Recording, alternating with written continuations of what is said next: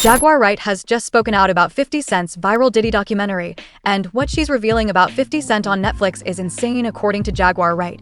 What 50 Cent showed is only a fraction of the truth tapes, testimonies, and real crimes involving not just Diddy, but the entire industry.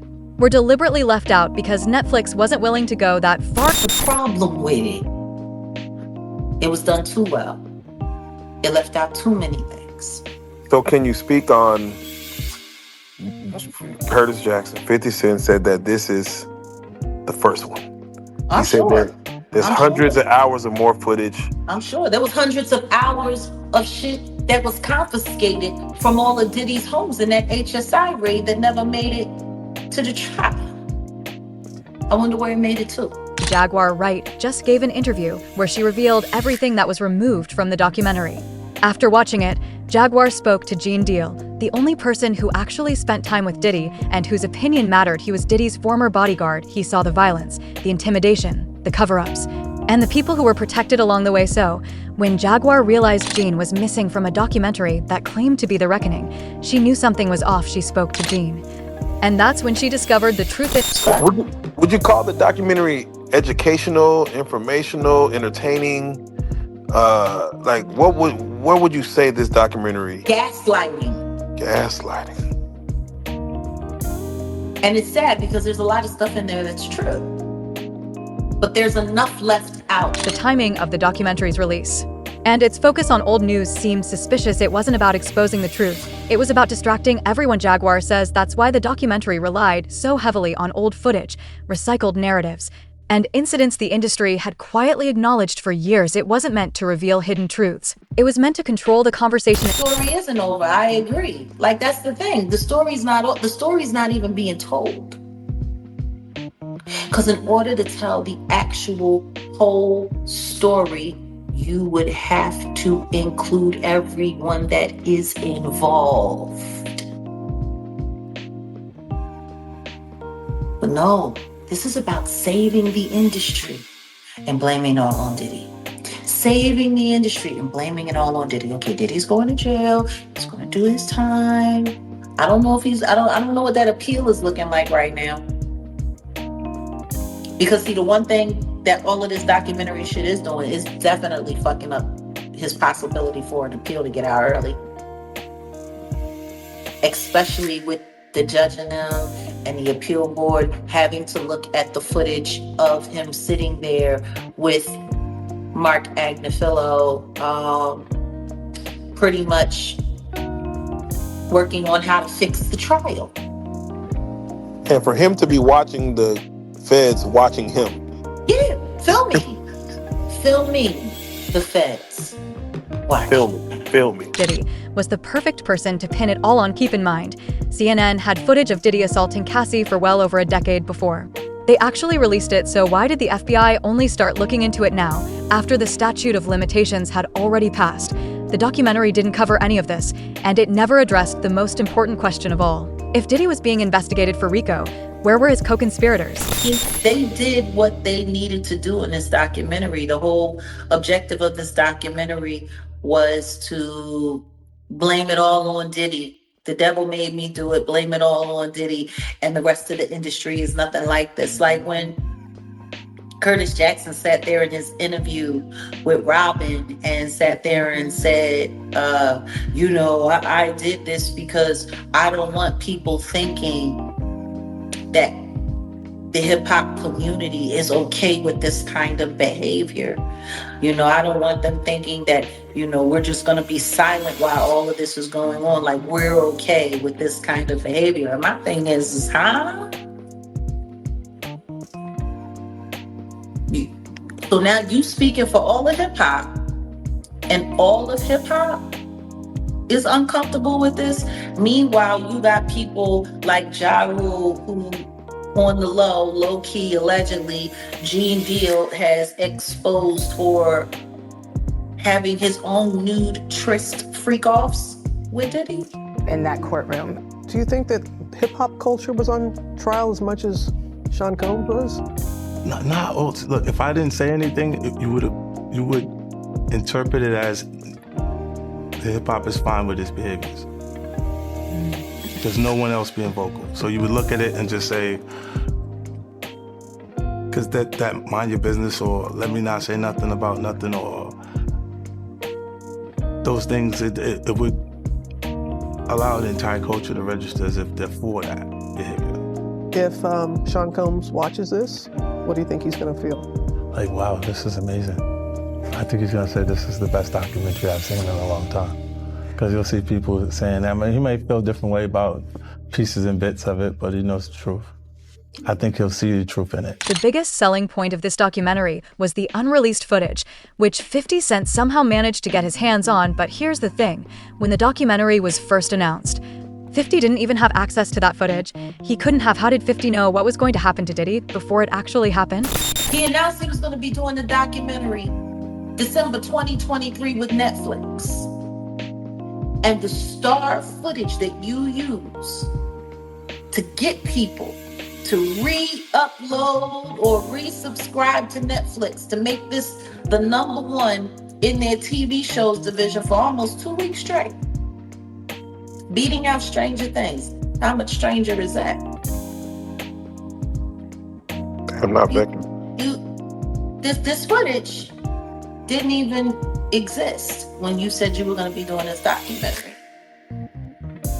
So we've got a videographer, a rogue videographer that has this very, very, very explosive, very explosive footage of him literally sitting on camera, planning how to go after survivors, how to poison the jury pool, how to fix his trial in advance before he's even arrested. I mean, like, is anybody not forgetting when Mark Agnifilo was sitting there talking to the sons in the hallway, and they're sitting there filming, and he's sitting up there, yeah, well, see, what we got to do is we got to go and we got to put countersuits on all of these people. We have to create lawsuits ourselves. He's sitting there talking about creating lawsuits to affect public perception. He's talking about that. Gene Deal actually refused to be part of this documentary after he realized that 50 wasn't allowed to make any decisions. He's the one who had all the actual proof, according to Gene himself. He sat down and spoke with 50 Cent for 45 minutes. What he realized was that 50 wasn't in control of what footage made the final cut, who was paid, or which stories could legally be included. Those decisions were being made at the Netflix and production level. Once Gene understood that, he walked away. They were going to spare no cost in doing this because they wanted to tell the story. That they was going to spare no cost in doing this because he wanted to tell the story, and he wanted to tell the story like it was supposed to be told and everything like that. I said, yeah, okay. So then the director, I gotta get her name, man, because it don't even sound. I want to put her on blast because she was telling me, she was saying to me that what I was asking for was crazy, and they wasn't spending money like that. I'm talking about, you got footage, you got clothing, you got. I was doing footage. I had pictures, all the stuff that I had. You could figure out a way to pay a brother and stuff like that. And then I was telling her about some prices that I've already received, and I had the invoices to show it. And then she was calling me like I was lying. I'm like, yo, who do you think you talking to? You know what I'm saying? And she was talking about, there's no way nobody paid. Nobody what? I say, first of all you people come with these documentaries and stuff, the first thing you tell me, y'all tell these people out here that y'all don't pay, and y'all pay. You give, if you can make a picture look like $10,000, $15,000, you know what I'm saying? You can sit here and tell me that you're gonna pay me for my time sitting right down here with y'all. You understand? So then, one thing led to another, and I was like, yo, all right, well then, F you, I spoke to 50, and then she said 50, and this is exact words that came out her mouth. 50 does not determine what goes in and goes out of this documentary. And he definitely don't pay, he determine what somebody get paid. It's not his documentary like that. I was like, oh, so if it's not his documentary and I spoke to him like that, I don't need to be doing nothing with you because I'm doing this on the strength of him. But you gonna pay me if the 50 didn't have the power to do anything, but they using his name to like push the whole documentary. And that's what it was about. So that's why you don't see a cameo other than the pictures they used of me on the film in the documentary. I got like 3 or 4 pictures in the documentary that I've seen of myself. You know, some people say they saw more, but I know three different times where I was certain places and you could actually see me in the documentary, and that's the only thing you're gonna get. But the stories that they told in the documentary, bruh, come on. They could have went a whole lot deeper. They could have did a whole lot more. Gene agreed with everything that Jaguar said. He also said he had physical proof, not just stories. According to Gene, this included video footage, photographs, documents, and physical evidence he had collected over the years. He told this to the production team, but when he attempted to negotiate compensation for his time, materials, and evidence, he claims the production team dismissed his requests. They weren't interested in proof. They just wanted someone to sit and waste the audience's time. The behind the scenes footage they got of Diddy leading up to him getting arrested, and how you feel about all that, man? Well, what I feel about the documentary, they left a whole lot of key things out. If they was gonna do something and they're gonna say in the reckoning of Sean Combs, The Reckoning, or Diddy, The Reckoning and stuff like that, it should have been a lot of people that we lost because of him. You know what I'm saying? It wasn't only Big, it wasn't only Tupac, you understand? For the atmosphere that he put those kids in, you got a guy named Anthony Wolf Jones, who was from Bad Boy, from its conception as doing security and being one of the financiers of Puff having to have some money to keep Big and Craig Mack around before he got to Clyde Davis. You know what I'm saying? They wasn't able to tell that story because they didn't have no intel on that story or what went down, or they didn't do their investigations right, which he also led up to the reason why Wolf ain't here today. You understand? They didn't tell that story. They didn't tell a story about Jessica Rosenbaum, who was at the City College situation. You understand? At the same time, some of the footage that was in the documentary could have actually been used in the trial. For example, not even Diddy's lawyers knew that Diddy had been recording their conversations.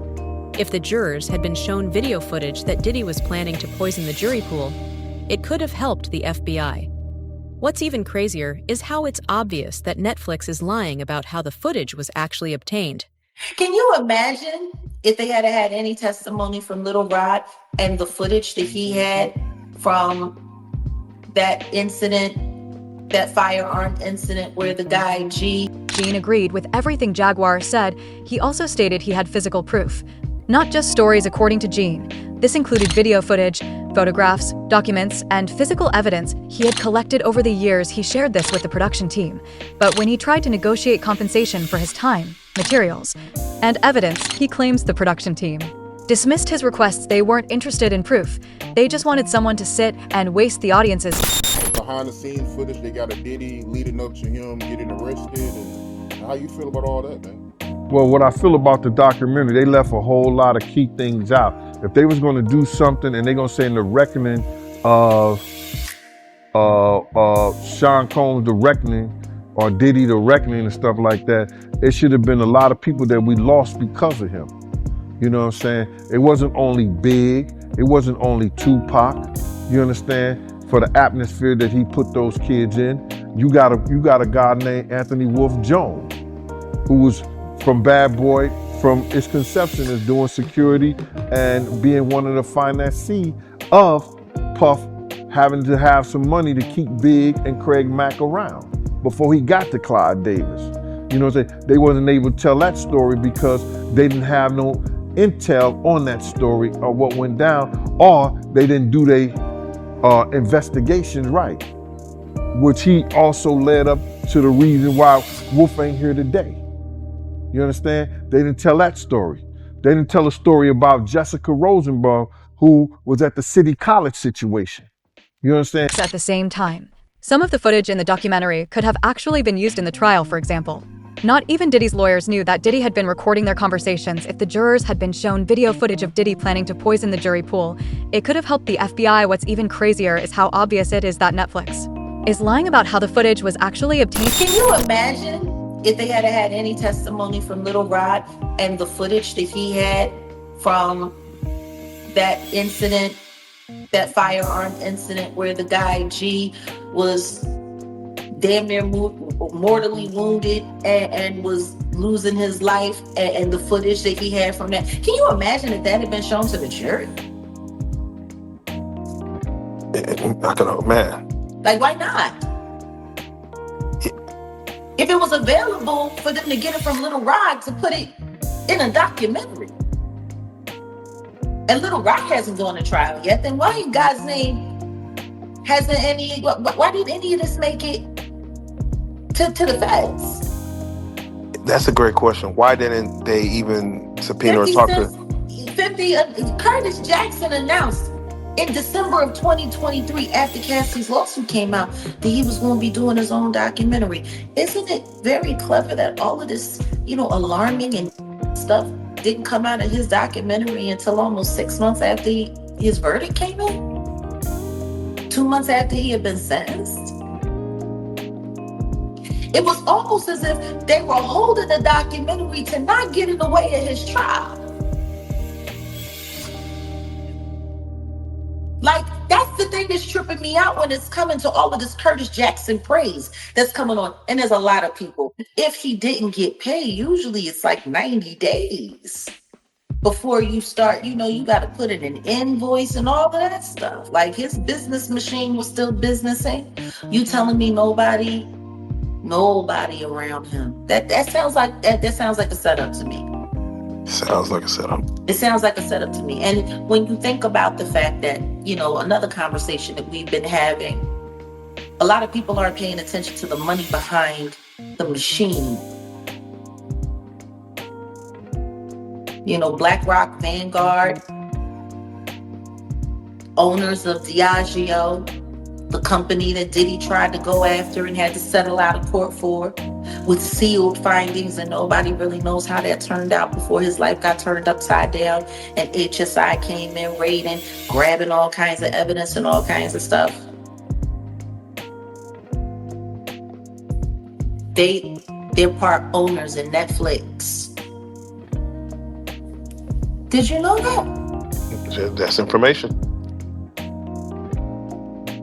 The very company that has allegedly been going out of their way to work with the higher ups to make Diddy's life a living hell have a stake in the platform that's now ruining what's left of his reputation worldwide.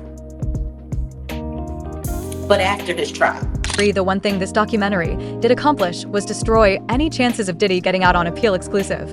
Never before seen footage of Diddy scheming with his lawyers and allegedly even planning crimes was released, and Diddy's lawyers are angry Diddy secretly recorded phone calls between himself and his lawyers, and they are not happy about being exposed like that.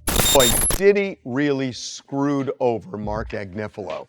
I gotta say, this is awful that Diddy owes his life to Mark Agnifilo, literally his life, because he could have gotten life in prison were it not for Mark Agnifilo, his defense lawyer, who had a brilliant strategy.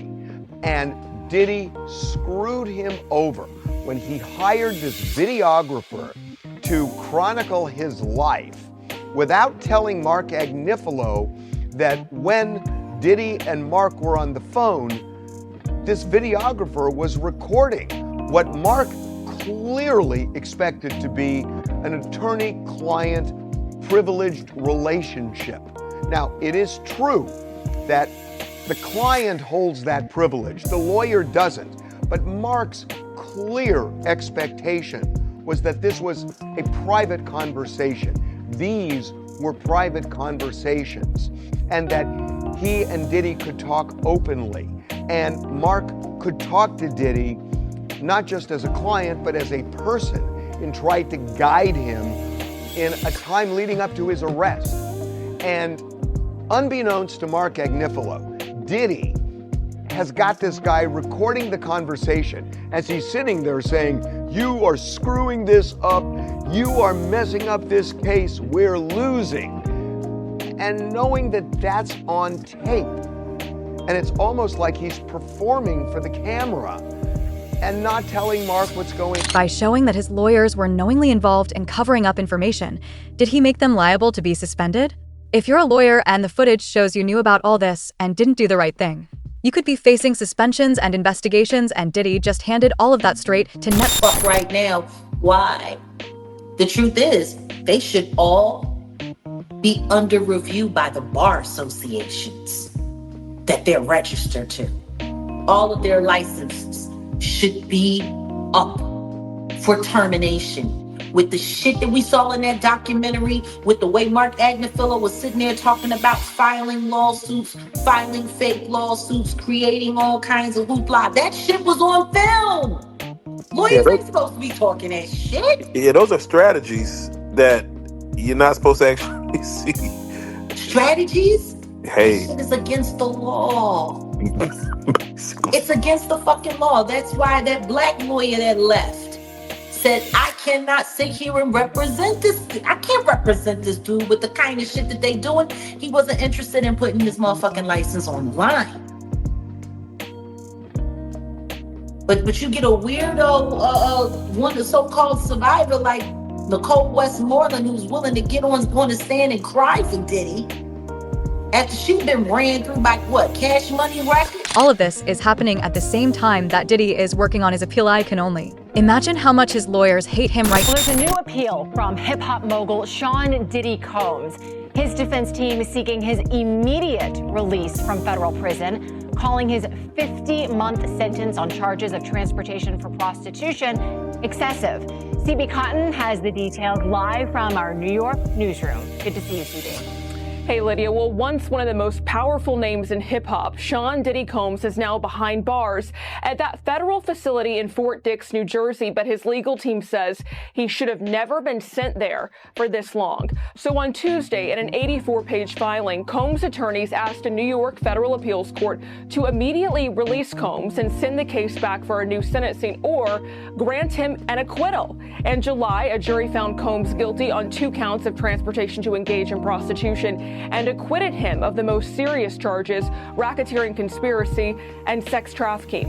In the fall, the judge then sentenced Combs to a little more than 4 years behind bars, citing testimony from former girlfriends who said they felt pressured to participate in drug-fueled sex parties with male escorts called hotel nights or freak-offs. But the rapper's lawyers argue this sentence was punishment for crimes that the jury rejected. They wrote in the filing, quote, "He sits in prison today serving a 50-month sentence because the district judge acted as a 13th juror. The judge defied the jury's verdict and found Combs, quote, coerced, exploited, and forced his girlfriends to have sex and led a criminal conspiracy," end quote. And it's not just his appeal that's the issue. His lawyers are now personally involved in this case. This documentary just sealed Diddy's fate. And even his lawyers could face serious consequences. That's why they're fighting so hard to get the documentary taken down. Diddy's lawyers have already filed a cease and desist and are now threatening to sue both 50 Cent and Netflix for over $1 billion. Overnight, lawyers for Cent Diddy Combs trying to stop the release of a Netflix docuseries due out today.